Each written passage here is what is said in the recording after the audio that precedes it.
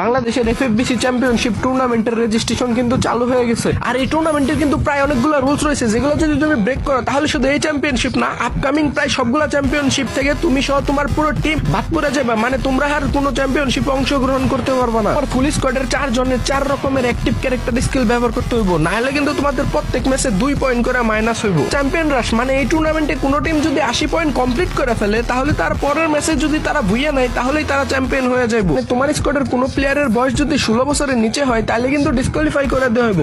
মানে অত্যন্ত বয়স 16 বছর থাকতেই হইব। তোমার স্কোয়াডে অত্যন্ত 4 জন প্লেয়ার থাকার পরেও অত্যন্ত 1 জন প্লেয়ার এক্সট্রা রাখতেই হইব। আর এই টুর্নামেন্টে যেসব গান স্কিন আর গানের অ্যাবিলিটি ব্যান করা হয়েছে, তোমরা যদি ওইসব গান স্কিন ইউজ করো তাহলে কিন্তু তোমাদের ডিসকোয়ালিফাই করে দেওয়া হইব। গেমে থেকে যে 24টা টিম তোমরা এফএফবিসি গ্র্যান্ড ফাইনালের জন্য কোয়ালিফাই হয়ে যাবে, ওই গ্র্যান্ড ফাইনালের প্রত্যেকটা ম্যাচের ভিডিও তোমাদের কাছে রাখতে হইব, নয় কিন্তু তোমরা বাদ পড়ে যাবে।